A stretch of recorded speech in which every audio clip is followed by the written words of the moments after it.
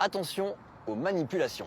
Cet homme qui se dit gilet jaune porte exprès une kippa en pleine manif et ça serait pour montrer que l'antisémitisme est un faux problème. Et il nous dit « Je porte le gilet jaune et la kippa en même temps et ça se passe très bien, je ne suis victime d'aucune forme d'antisémitisme ».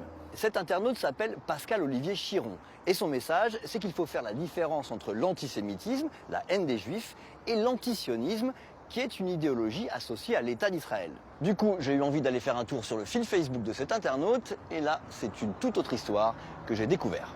On tombe sur des dizaines de messages homophobes, contre Emmanuel Macron surtout, et puis il y a des photomontages sexistes, ici, c'est Marlène Schiappa par exemple. Alors on remonte encore sur le fil Facebook de cet internaute, et on commence à mieux cerner le personnage. Ça regorge de théories du complot sur les attentats du 13 novembre par exemple, sur lesquels on nous mentirait. Alors qu'est-ce que toutes ces théories du complot ont en commun? Eh bien le coupable. Et le coupable c'est qui? Les sionistes. Les sionistes nous manipulent, les sionistes nous mentent, les sionistes dirigent le monde. Et c'est vrai, Pascal-Olivier Chiron ne parle jamais des juifs. Il explique qu'il n'a aucun problème avec les juifs car son combat c'est contre Israël, dirigé par des idéologues du sionisme. Mais là encore, j'ai eu envie de creuser un peu. Voilà le genre d'image qu'on trouve sur sa page Facebook. Un marionnettiste qui porte tout un tas de symboles du judaïsme, qui manipule des chefs d'État.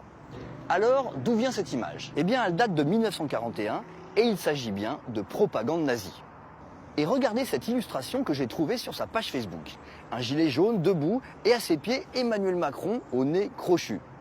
Eh bien, ça rappelle ça. Encore une fois, c'est une imagerie classique de l'antisémitisme. Homophobe, violent, sexiste, antisémite, mais à quel groupe appartient cette personne qui se présente comme un simple gilet jaune? Là encore, la réponse est sur sa page Facebook. Image de quenelle avec Dieudonné, annonce de réunion avec des leaders de groupuscules identitaires, ça commence à se préciser. Cet homme fait en réalité la promotion d'égalité et réconciliation et de son leader Alain Soral. Alain Soral, pour ceux qui ne le connaissent pas, il affirme lui aussi être antisioniste et non antisémite. Mais il a été condamné à de nombreuses reprises pour négationnisme et il vient d'écoper d'une peine d'1 an de prison en janvier pour des propos antisémites. Bref, vous l'avez compris, cette publication tant partagée est en fait une manipulation. La démarche de cet homme n'est pas seulement antisioniste, elle est tout simplement antisémite. Il ment à tout le monde, y compris aux gilets jaunes.